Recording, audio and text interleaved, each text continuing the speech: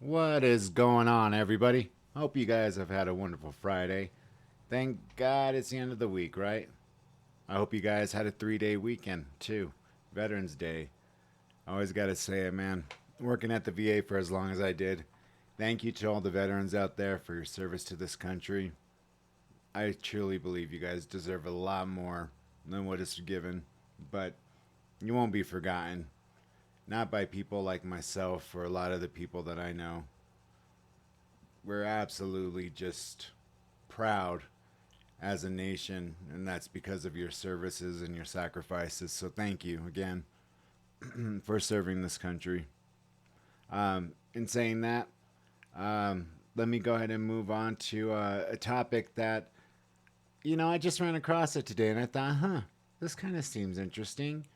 I had a subscriber who had mentioned his name before and said, "Oh, you should give him a look." And sure enough, I mean, he has over 1 million followers. He's done pretty good so far. So, a lot of the stuff that he puts out, it seems pretty well researched and stuff. I've done the largest LA heist, bank heist that was pretty much filmed on, well, it was filmed, not pretty much, but it was filmed on live TV. The guys were wearing like freaking body armor like none other, so none of the bullets that the cops were shooting at them were doing jack crap. And here they are, with altered guns that were firing automatic rather than, single shot, semi automatic, I should say. So, he did a really good job on telling that story. There's so much more to it, though, and I think he even said at some point, it would be a long, long video if he were to go through everything. But I'm interested to see about this next video, so let's get into it. The title is self-explanatory when you see it, so let's go ahead and do this. I keep on forgetting to do this part. So there have been so many videos that I've recorded, and you just see my mug right there, right here. And I'm like, God damn it, Cisco, what are you doing? So I am trying my best to remember. Don't do that anymore. But anyways, without further ado, I think you pronounce it what? Wendigoon? Wendigoon? I don't know. Maybe that's how you pronounce it. I don't know. Hello, everybody. Today we're going to talk about the story and controversies of the Missing Children Milk Carton program. Even if you've never heard of this program, you're probably familiar with its objective. Unless you are very, very, young, you guys might not know much about it. But back in the day, whenever you got, half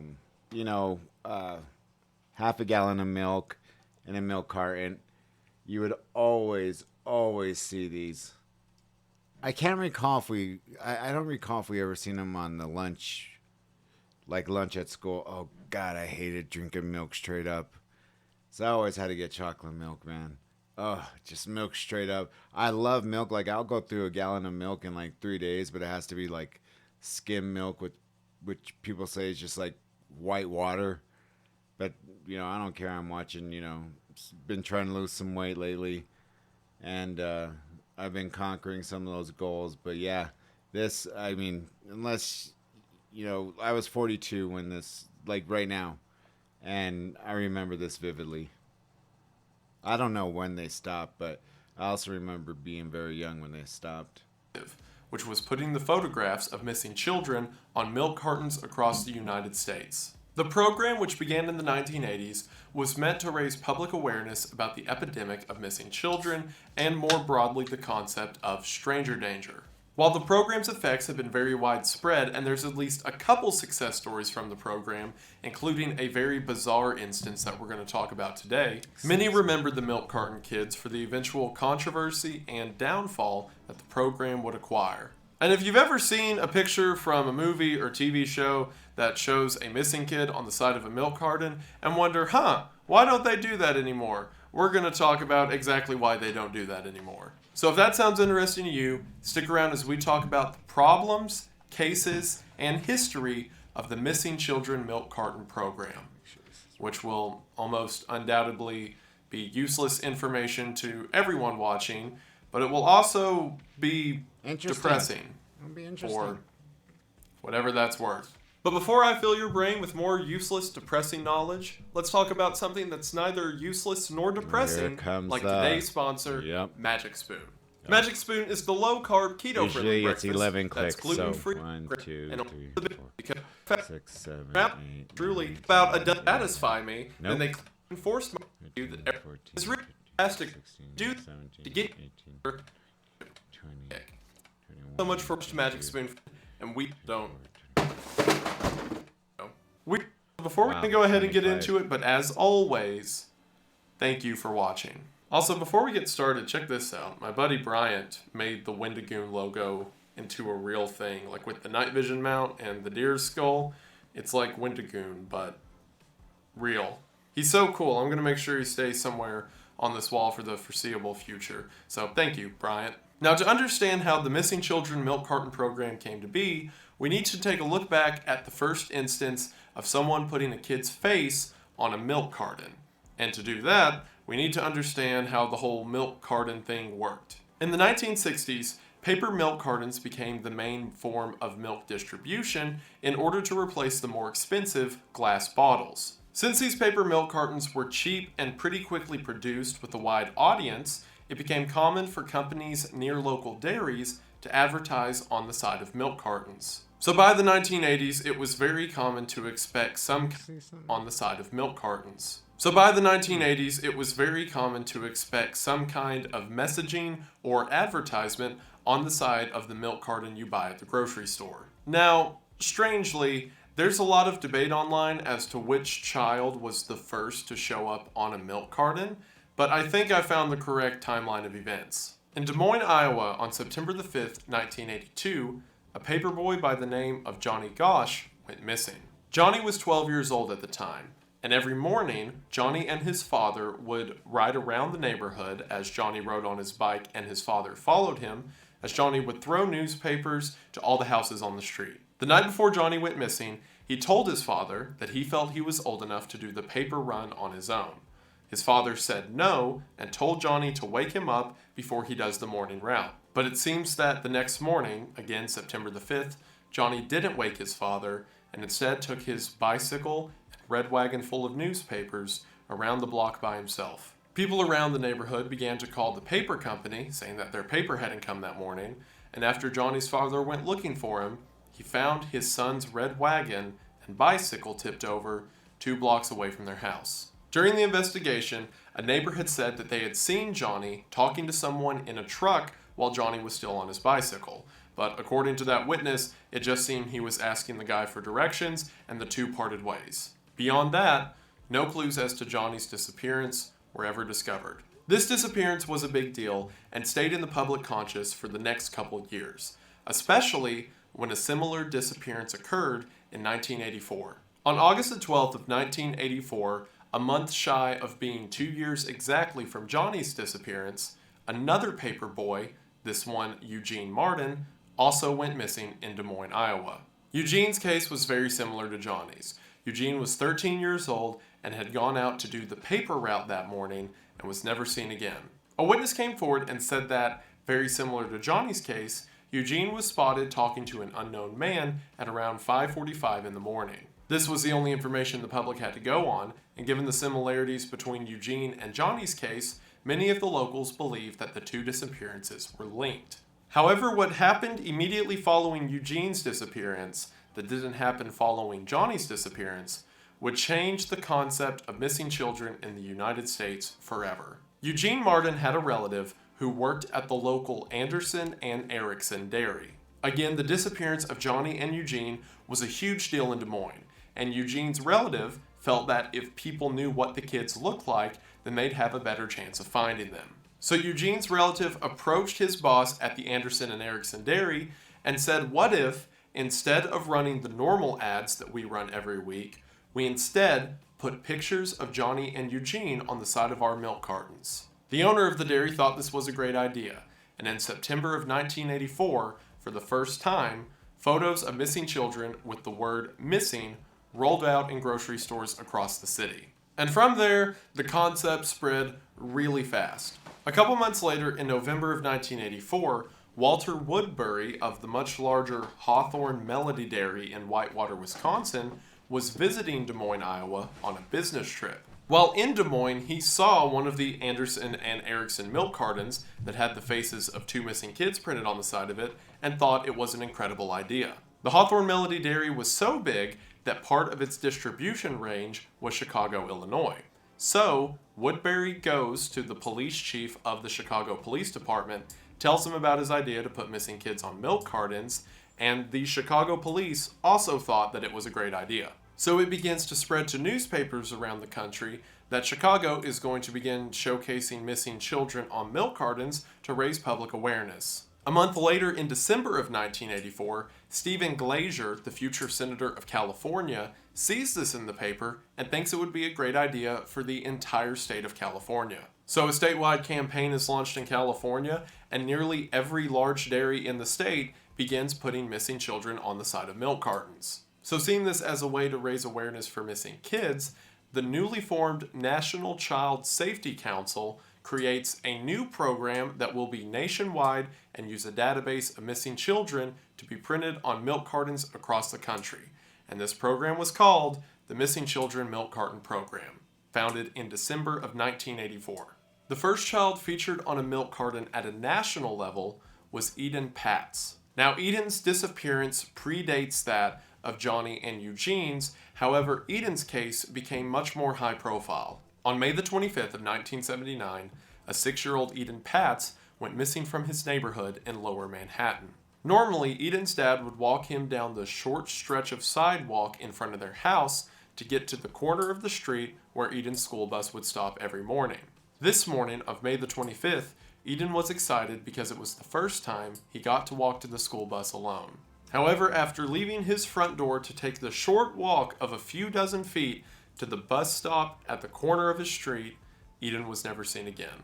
Whenever Eden didn't show up for school that day, the teacher just assumed he was sick and didn't think to call it in to the principal or his parents. It wasn't until that evening when Eden didn't come home from school that the parents decided to call the school, only to figure out that he had never been there, and then call the police. Despite over 100 police officers, a team of bloodhounds, and nearly the entire neighborhood searching for him, Eden was never found. The case was so high profile that Ronald Reagan made May the 25th National Missing Children's Day. And despite the Missing Children Milk Carton program beginning 5 years after Eden's disappearance, Eden Patz was seen as such a widely known case and a case that people wanted to see resolved in some sense that they decided his would be the first face to show around the country. There's a lot of confusion and conflicting reports online as to which face was the first to appear on a milk carton. Some say it was Johnny's, some say it was Eugene's, and some say it was Eden's. But as I just explained, all three are technically correct. Johnny and Eugene appeared simultaneously as the first kids on a milk carton, and Eden was the first one to appear nationally on a milk carton. By March of 1985, the program was widely adopted, with 700 out of 1,800 dairies in the country being a part of the initiative. And according to the National Child Safety Council, in April of 1985, sightings of missing children had increased by 30%. However, sightings of missing children are very different from children no longer missing. And if you're hearing all of this and asking yourself, so how effective was the Missing Children Milk Carton program? Then, well, now it should also be mentioned that the faces of missing kids weren't exclusive to milk cartons. There were also cases of the faces appearing on envelopes, trucks, billboards, grocery bags, pizza boxes, and even utility bills. So the question, whenever you have all of these different avenues for people to see children's faces, is, are they actually working? And it seems that the end result is we don't know. Of course, there was the odd circumstance where a child was found and a witness would say that they saw the kid's face on a pizza box or milk carton, but those were few and far between. Even by the most generous estimates, like the National Child Safety Council saying that sightings of children increased by 30%, which is again from the people who are hosting the program. A 30% increase in sightings doesn't mean a lot, unless there's a relatable number of children recovered. Some of the only numbers we have for how the program performed, at least relating to milk cartons, are from the days whenever the program was just starting to take off. Like, for example, a report by the LA Times in 1985, whenever California was one of the first states to adopt the program. In the first few months of the program in LA, the LA Times said that out of the 14 children who were shown on a milk carton, 7 of them have been returned home.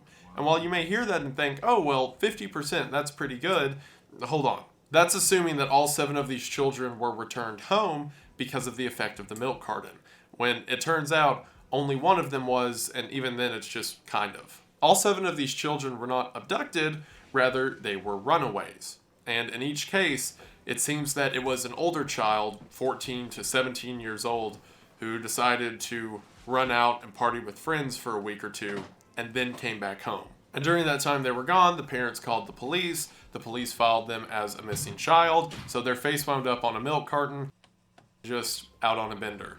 The one out of the 7 kids who were equated to the milk carton program said that they were gone for a few days and saw their face on the news and their face on a milk carton and decided to come back home. But even then, from everything I read, it seemed that the kid was just out partying for a week. They didn't move out. But the news just simply said 50% success rate, and that made more people decide to get on board the program.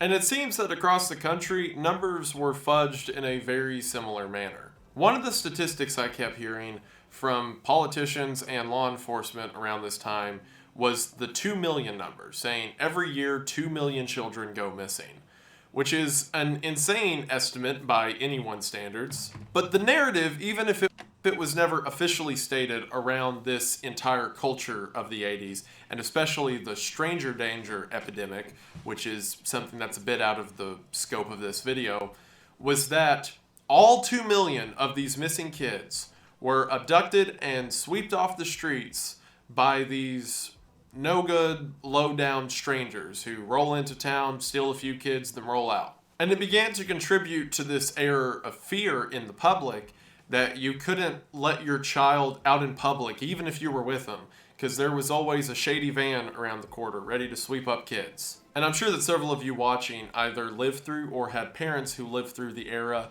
of anti-stranger PSAs, or these videos that would teach children to never get in a car unless they had a password that your parent would have told them at some point, and to never talk to weird people at the grocery store, and all kinds of stuff like that. And while that's not bad in itself, of course, everyone and their children should be prepared for bad people, it was an insane mischaracterization of the statistic. For one, the 2 million number seems completely bloated. By most estimates I've seen, the 1.8 to 2 million figure is people throughout the year who told the police, maybe, that their child was kidnapped, and less than half of those turn out to be legitimate. It's just parents who lost their kid in the grocery store for 2 minutes. And according to a Department of Justice survey from around this time, out of all of the reported kidnappings, they could confirm 800,000 as abductions that police looked into. You may hear that and think, 800,000, that's still a wild number. Well, out of that 800,000, the Department of Justice said that 115 of those were stereotypical abductions. And by stereotypical abduction, I mean a scenario in which a stranger transported a child and kept them overnight. So 115 out of 800,000, not a lot. Of course, it's still a tragedy and still 115 too many, but compared to the population of the United States, that is a very small number. The vast majority of missing children's cases are either children running away or divorce disputes. Or specifically cases during a divorce where one parent is given custody for an allotted time and the other parent either takes the child away for some. This tells me a lot right here.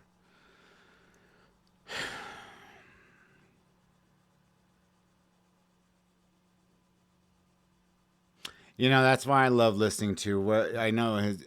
I'm gonna forget his name, but I know it's Jordan something. Whenever he's talking to feminists who say, oh, more women, women make less money than men because of the job opportunities, this and that. But then he comes back and he tells them, men are 3 times more likely to be incarcerated than women. And then he has like jumps at all these statistics. He's like, men are more than likely to have their children taken away from them in the, court proceedings. And boom, look at that number. You cannot say that 43%, you cannot say that that whole 43% isn't due to being a righteous call on the government's part or on the judicial system.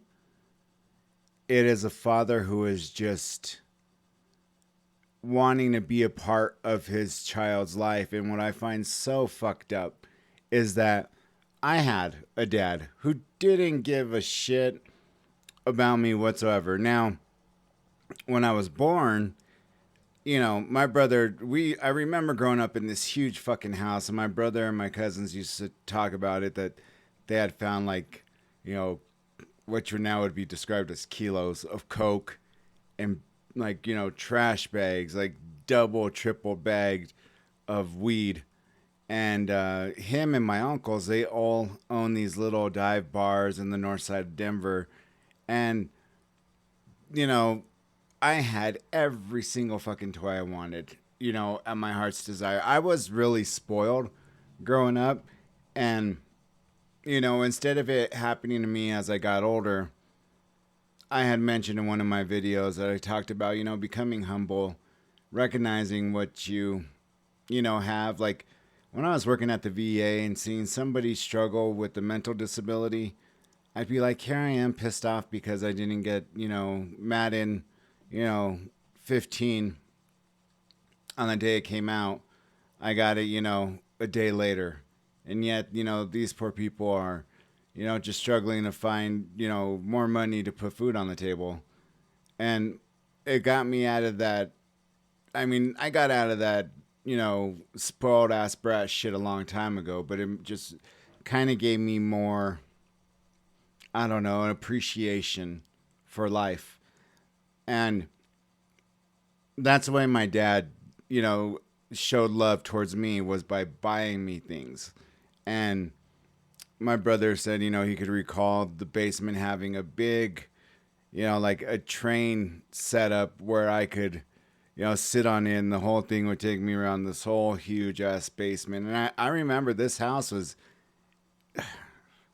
probably like 15,000, 16,000 square feet. I mean, he had been lying to my mom saying, they own a business, him and his brothers, and his brothers backed it up because they all wore, all my uncles wore gold, real gaudy looking type of shit. They all drive nice cars like Cadillacs and Corvettes, and, it was all because they were selling, coke and weed at these dive bars that they owned. And once they split up, he could care the fuck less what happened to me. I had broke my leg like really, really bad. I broke my left ankle when I was in freaking kindergarten. And he didn't come, to see how I was doing or anything. And they had to reset the bone without giving me any anesthesia or any fucking Novocaine or anything to numb the pain. And I remember to this day that hurts like a bitch. And then that same year, my appendix ruptured inside of me, where I almost died. I was 2 hours away from dying because it started, poisoning my blood, poisoning my organs. And so they got me in there just in the nick of time. And I was in the ICU for a month, and I stood there for another month and a half. So I was in the hospital for 2.5 months. He came to see me maybe once. And there he is dressed up all in, his nicest clothes and everything. But he didn't come to bring me, again, I'm in kindergarten. He didn't come and bring me like a teddy bear or something, that would make me feel, happy or special or whatever. There I am just laying there with tubes going up my nose, coming down, in here and just draining out this green shit that was from my appendix rupturing inside of me. And with your appendix, they don't sew it back together. I mean, the wound was like this. And I remember them coming in, from time to time and using one of those large, Q-tips that has, a stick, and then I'm just sticking it in my stomach like that far down and like cleaning it. I'm like, oh, that looks like such a fucking trip. And then every hour, which I honestly think gave me insomnia, was what I experienced. I never remember having problems sleeping until that had happened because every hour on the hour, they came in and they tested my blood. And instead of having, the little click and then your blood comes out, they had these sharp little, they were sterile, they one time use. They came in a little thing, but they were like these little, it wasn't a pin, but it was like it was a sharp little thing that they just poke your finger with and it fucking hurt. And then they would test my blood and then, I would go back to sleep. I start falling asleep and boom, there they were an hour again later. And they did this shit for like a month straight. Then they tricked me by telling me, oh, you want some water because I was being, everything was going, intravenously. So I'm like, oh my God, yeah, I want some water. And so I'd, drink the water and they're like, tricking me. They're like, okay, now just hold the water before you drink it. Let's try something. And so, they take the tubes out and they whoop, put it back in while the water's in my mouth. And I guess it made it easier. And I mean, oh my God, I was so miserable. All my veins collapsed. So they had it in my neck. All the IVs and everything were going from inside my neck. And my dad didn't give a shit. Did not give one flying fuck. So when I think about it, I'm like, you see a number this big, Amber Alerts for fathers. Those are fathers right there, that the ones that do have good intentions, that are wanting to spend time with their children, that are wanting to be a part of their children's lives. That number wouldn't be so high if that wasn't the case. And that's what pisses me off more than anything, because this fucking prejudice county of Jefferson County, Colorado, which I will always call out, all their goddamn judges are white. All their POs are white. I have nothing against white people because, like I said, all my best friends are, Caucasians. I went to a Caucasian private school, college, you name it. And, that I married a Caucasian. My daughter's half Caucasian. I mean, I don't play that race card bullshit. But when they're incarcerating, the very few minorities that live in Jefferson County, at a rate of, God, 25% more than Caucasians for the same crimes. You have to, I mean, the numbers are there. It's easy to see that they just love it. They just love putting people in that position. And I could have gotten more custody and spent more time with my child and my dog. And she could have, I didn't care that she ran off and got married. And even in court, they're like, oh, you're pregnant again? It's like I give a fuck if she's pregnant. I mean, what are they mentioning that, like, that's going to hurt my feelings? Like, not a big fucking deal. I don't care if she's pregnant again. All I care about is my daughter and my dog. And I really wish, like, I hear Judge Judy all the time. I know, funny show. But she is all about favoritism. Like, she'll straight up tell women, you didn't bring that child into this earth alone. You don't get to say and have all the rights in that child's life. That's as much of your child as it is his. Not these judges, not in Jefferson County. In Denver, they were more diverse, so they were more willing.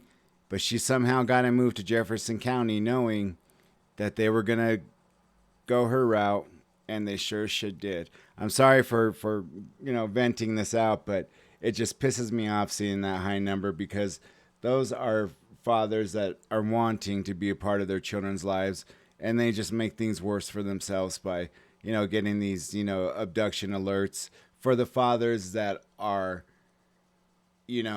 have bad intentions, I don't know what the percentage of that is, but fathers who are just wanting to see their kids, wanting to spend time with their kids because the courts took it away for one reason or another. I mean, even at one point, and this is the last thing I'll vent out, the courts say, oh, Francisco, you're going to go under a mental evaluation test. And I'm like, excuse me? I said, for a fucking living, I've worked with people with disabilities. I have done every single, mental evaluation tests to my clients and myself being a supervisor. And because of the word of a white woman says that, oh, I think he has mental problems.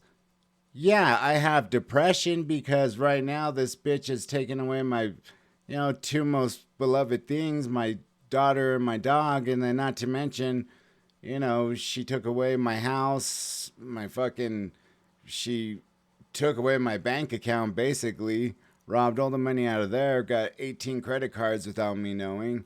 I mean, and you want me to take a fucking what? A mental evaluation? Like, they would never, ever dare say that in Denver. But in Jefferson County, I mean, the shit that would come out of their mouth wouldn't surprise me at all. And I hate seeing this figure. So I'm done ranting, and I'm sorry, guys, but it's just, yeah, for the fathers who are really wanting to see and spend time with their children, that needs to be lower. Time, or picks up the kid when they're not supposed to, and it causes a spat where one party calls the police. The issue was, all of these cases, even cases of children running away for a day or two, then coming back home, were getting lumped in as missing children. And the issue with that is that it went on to define an entire era of child rearing. There was an entire generation of kids who had their neighborhood shut down Halloween for fear of all of the random unmarked vans that they feared were ready to pick up their children.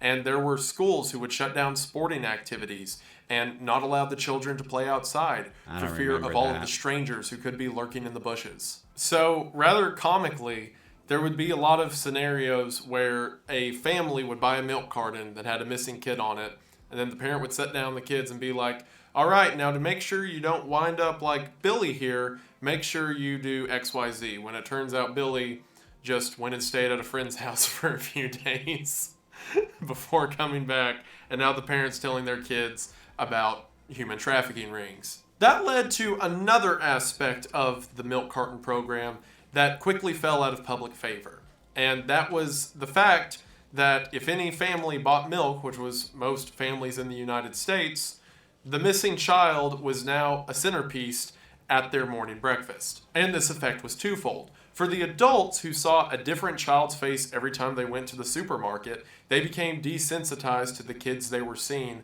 and stopped thinking about the intent of the program, which was to look for this specific child.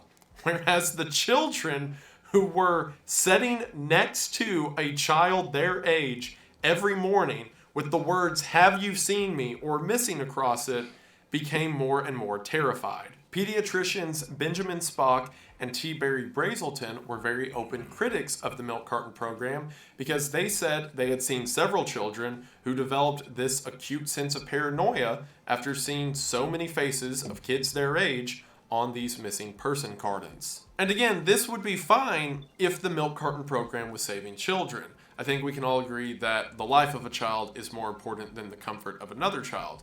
But as mentioned, it was debated if the milk carton program was doing any good at all, other than scaring kids and just vaguely raising the idea of stranger danger. A lot of the language and practices I see around this time seem like an overcorrection for me.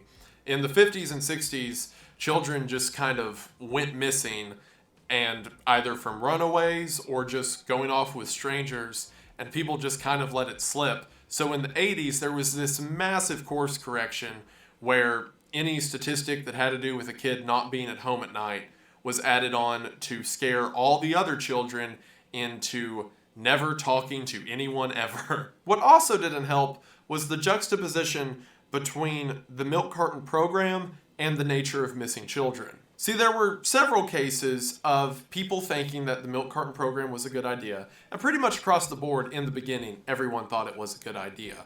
Until, children started to get scared of anyone taller than them, but that's different. But there was this period of time where people really liked the idea.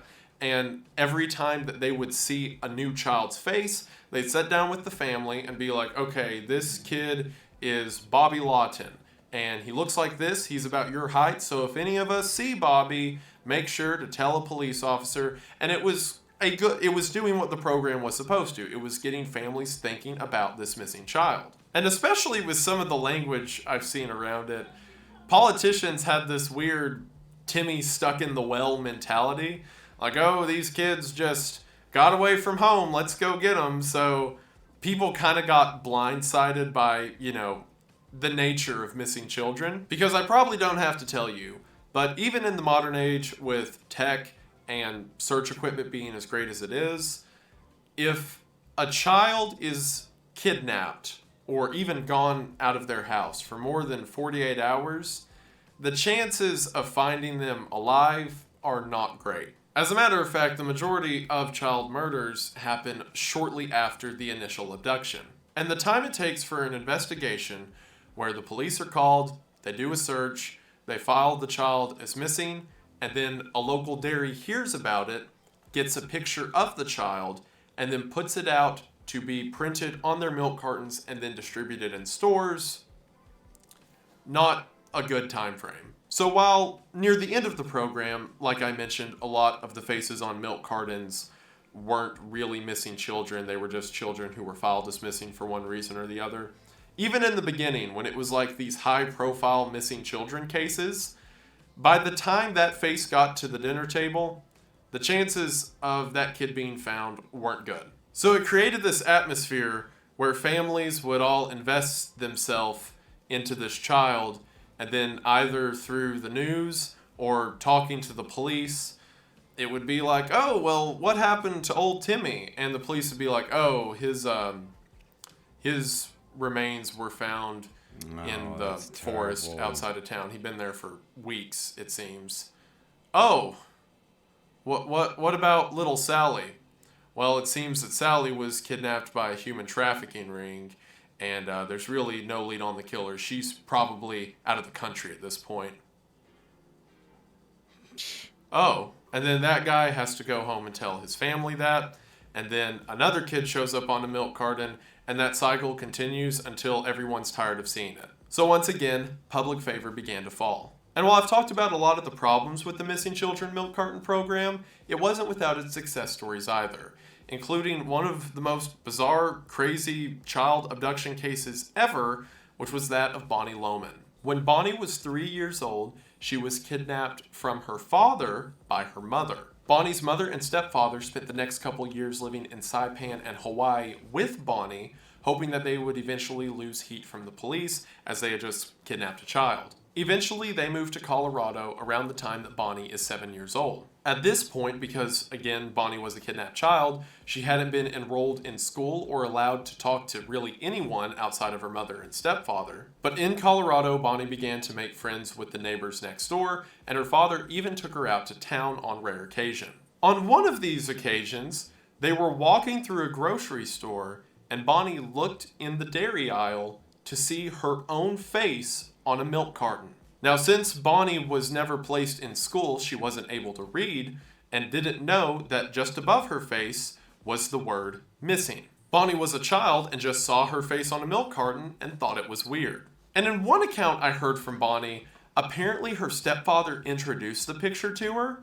Like they were walking through the grocery store and he's like, oh, would you look at this? Here's your face. Like, talk about overconfidence. So the stepfather bought the milk carton because Bonnie thought it was neat, and after they finished the milk, he let her cut out her own picture on the side of the milk carton and keep it. So Bonnie would just play with the picture of herself on the milk carton because she thought it was neat, and one day she had left it in a box full of Barbie toys that she had taken over to her friend's house, and after leaving that box at her friend's house, her friend's parents opened it, saw the picture of Bonnie with the word missing above it, called the police came and arrested Bonnie's mother and stepfather and returned Bonnie back to her dad. And that is, at least to my knowledge, the one time that a child's face on the side of a milk carton 100% directly led to the rescue of the child. Okay. And again, there were other cases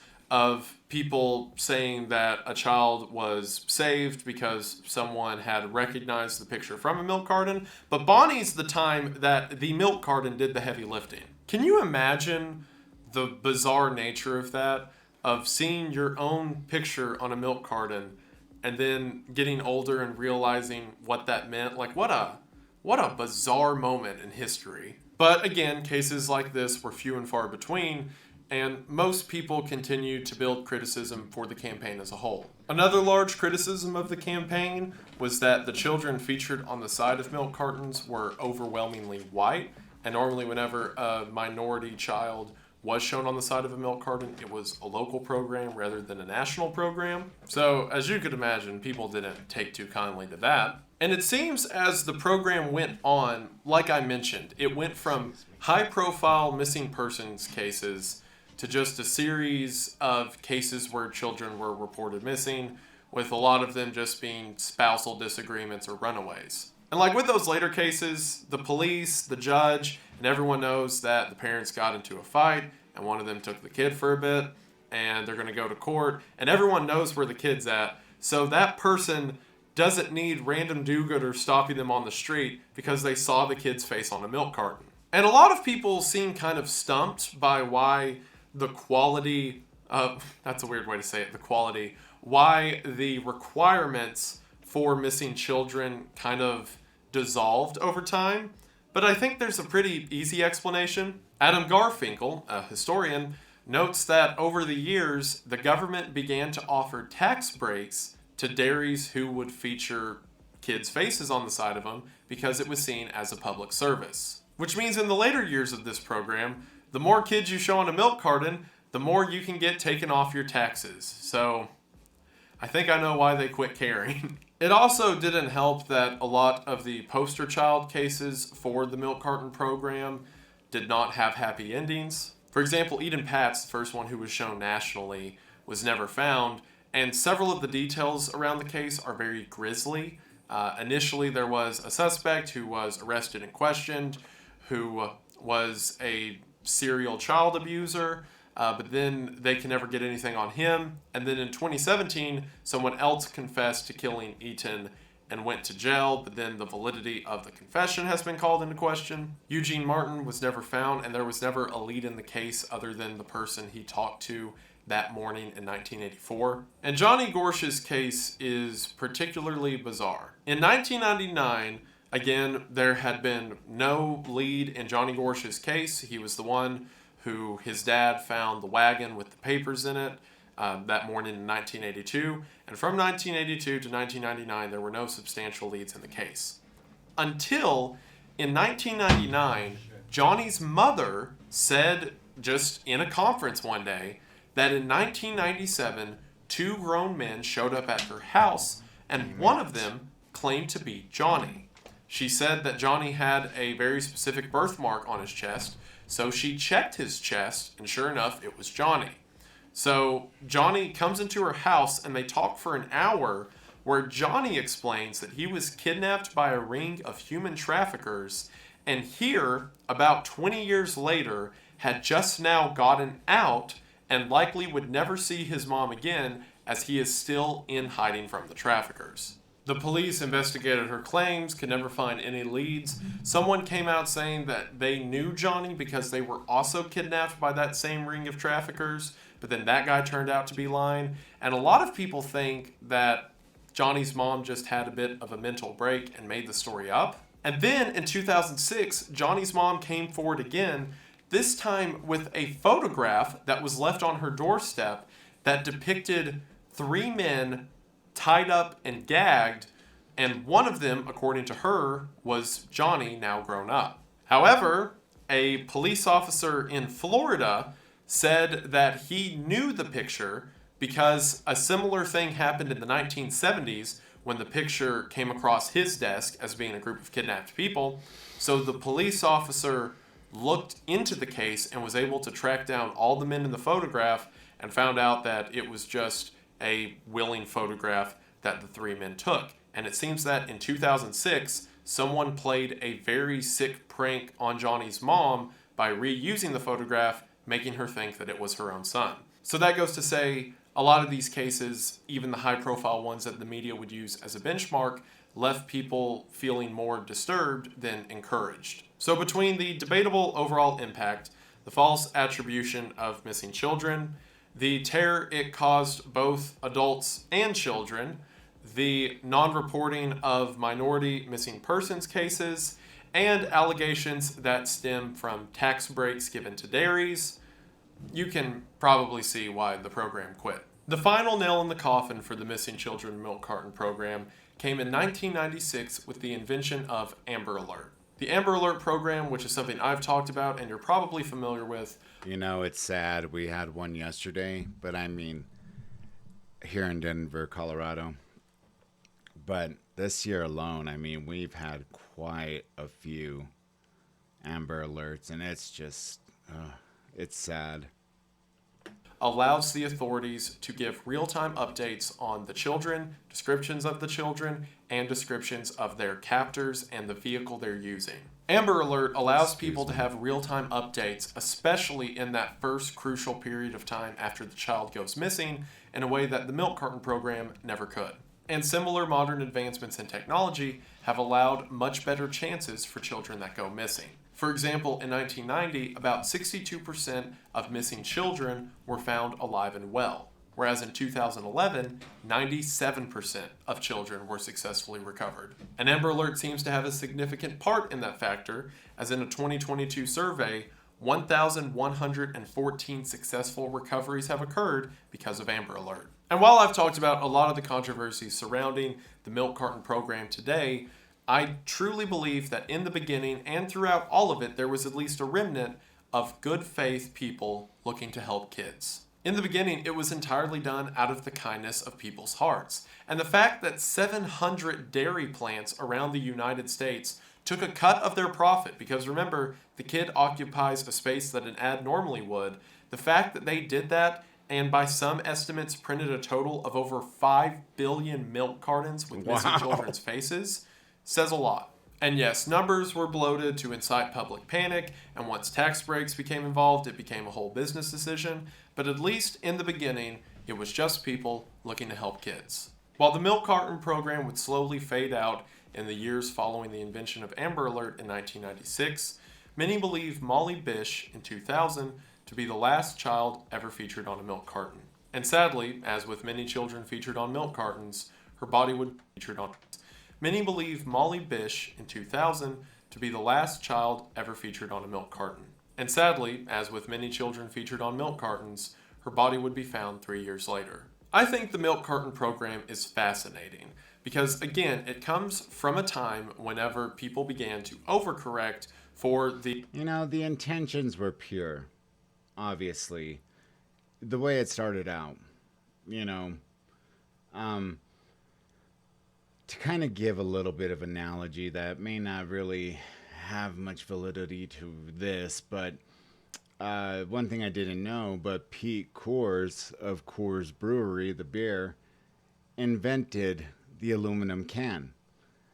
Now you might be saying, well, there was cans before. Yeah, but they were tin cans. He invented the recyclable aluminum cans to where he would buy, you know, ingots of freaking, you know, aluminum, have them melted down, and, you know, he went through all the process. And I learned this, you know, in a short amount of time, but, you know, it would just, like a 210 machine would just press, you know, the circle out. And then once the circle goes through the conveyor, then another like 4-ton presses through, and it makes the outside of the can. And that's why, you know, it's so thin and everything. And instead of copywriting it, which he very well could have, he shared it with the rest of the world. And so how this sounds like it got started was, you know, 2 kids in the same, you know, neighboring town or, you know, cities, you know, get their pictures taken, you know, on a milk carton. Another guy, you know, who owns a bigger dairy, you know, starts doing the same thing, and it starts to, you know, catch on everywhere else. And so I really think before, you know, even tax breaks were even mentioned, I think there was good intentions at heart, but just like everything, when it comes to money, and then you start seeing the tax breaks the government gives you because they want to, save face. I don't get in politics, so whether it's, Democrats, Republicans, Independents, whatever, they're wanting to show like, oh, look at how proactive we are in trying to find these kids, and this is our number one priority, blah blah blah, and we're giving, 10, cents, whatever, the tax break was, to keep this program going. It always becomes about money at the end. And the amount of kids that they found, like he said, was really atrocious. I mean, most of them were runaways. So, yeah. Not good intentions at heart, but not a good, wasn't really good. The, frankly, negligence that children received. Up until things like the Missing Children Milk Carton Program and the National Child Safety Council, there was no way to distinguish a missing adult from a missing child. And nowadays it seems ridiculous because the rules are completely changed, rules for searching and information are completely changed, but at the time it was just treated the same across the board. And things like the Missing Children Milk Carton Program began to bring the concept of missing children into the public conscious to a degree that it eventually led to changes across the board. And had it not been for that program, things like Amber Alert and modern rules dictating how searches can be done and how quickly searches can be done for missing children never would have happened. So even if the program devolved to a point where it kind of lost track of what it originally was, and there was a lot of controversy that it scared kids and led the public wrong, I still think it was an overall good. Because when I look at figures like 1,114 children saved because of Amber Alert, that number never would have happened if it wasn't for the faces of Eugene Martin and Johnny Gorsh showing up on a Des Moines milk carton in 1984 that set all of it in motion. And I also think it's interesting to learn about because there was an entire generation of people who their childhood before school was growing up and looking at the face of a child they probably never knew, but now would be ingrained in their mind forever as the missing kid who ate breakfast with them every day. It's such a bizarre and weird moment in history to think about. And again, one that I think was necessary, but almost has this macabre nature whenever we look back on it. And I think it's fascinating. And if you stuck around this long in the video, hopefully you think it's fascinating too. And see, I told you it would be depressing. And even if it was depressing, I'm still glad you're here and stuck around this long, and it means the most to me. And I just want to say thank you for watching. Let's give him a like. Go show him some love because, he really does put together some good videos. He really does put in a lot of work, and stuff like that isn't easy. I never even considered anything about the child, missing children on the back of milk cartons. So that's a very interesting topic, and thank you again. You know who you are, who recommended his channel to me, so I appreciate it very much. So yeah, always go show the content creator some love. At the end, I'll go ahead and leave my Twitter and my Instagram. Thank you, subscribers, for convincing me to be more open on social media. And yeah, man, I mean, I think it's so awesome to have the amount of subscribers that I've had, subscribe in the past 28 days. I think that is so freaking cool. Thank you guys from the bottom of my heart. If I could go out and buy each and every one of you guys, something cool, trust me, I would do it in a heartbeat. Whenever I do competitions, I don't, actions speak louder than words. And, I'm not going to say something and then like, oh, yeah, I'm going to, if you win this, I'm going to pin your comment at the top. No, fuck that. You're going to win, something worthwhile, at least something over $100. And, one user seen that for herself. She made such a cute video about it. I appreciate her so much. And, She said it herself because it's what I said. I said, I know a lot of people are leery about giving out their addresses. I mean, it's no different than eBay. I'm here in Colorado, but I have no bad intentions. But if you still feel like leery about giving out your address, shit, I'll mail it to a PO box. I'll send it to a church, a rec center, your job, whatever if whenever I throw a competition again and you decide to take part in it, I'll send it wherever you feel the most comfortable. If you win a competition that I put together, the one competition that I have next is going for this 1080p ProStream webcam. Let's see right here, still sealed, brand new. Kind of could hear it in there, but yeah. So thank each and every one of you. If you guys like just the reactions, tell a friend. Maybe they'll tell another friend, so on and so forth. Let's see if I could build up this channel bigger than I already have. I've only been in this game for 8 months now, maybe.